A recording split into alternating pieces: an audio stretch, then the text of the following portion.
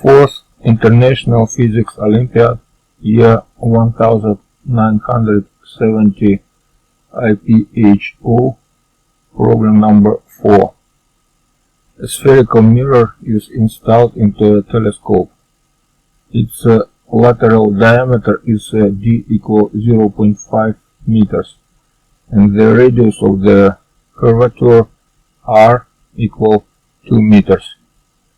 In the main focus of the mirror there is an emission receiver in the form of a round disc. The disc is placed perpendicular to the optical axis of the mirror. What should the radius r of the receiver be so that it could receive the entire flux of the emission reflected by the mirror? How would the receiver flux of the emission decrease if the detector's dimensions decreased by 8 times? Directions. When calculating small values, square root from 1 minus alpha approximately equal 1 minus alpha over 2. Solution for problem number 4. As known, rays parallel to the main optical axis of a spherical mirror passing at a little distance from it after having been reflected join at the main focus of the mirror F, which is at a distance r over 2 from the center O of the spherical surface. Let us consider now the movement of the ray reflected near the edge of the spherical mirror of a large diameter g. The angle of incidence alpha of the ray onto the surface is equal to the angle of reflection. That is why the angle OAB within triangle formed by the radius OA of the sphere traced to the incidence point of the ray by reflecting ray AB and the intercept BO at the main optical axis is equal to alpha. The angles BOA and MAO are equal, that is the angle BOA is equal to alpha. Thus, the triangle AOB is isosceles with its side AB being equal to the side BO.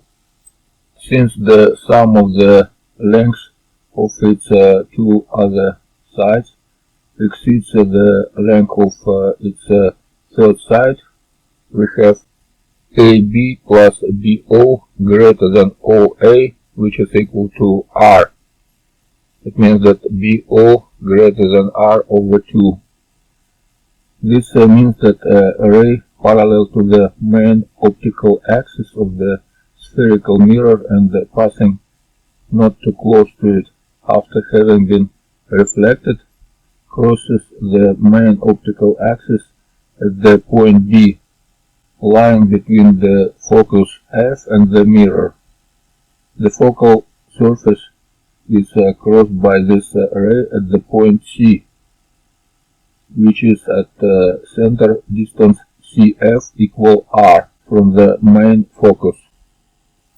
Thus, when reflecting a parallel beam of rays by a spherical mirror finite in size, it does not join at the focus of the mirror but forms a beam with a radius r on the focal plane.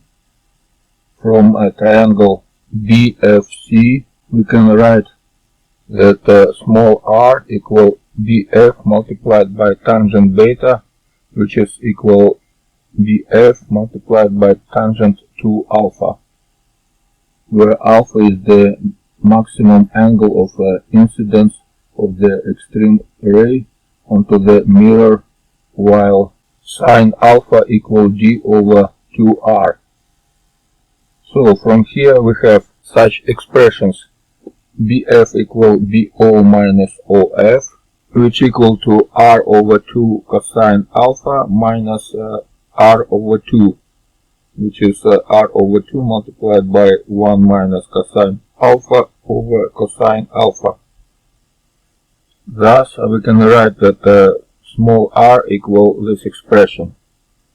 Now, let's express these functions through small angle sine alpha. We have 1 minus cosine alpha equal to sine square alpha over 2, which is approximately equal sine square alpha over 2.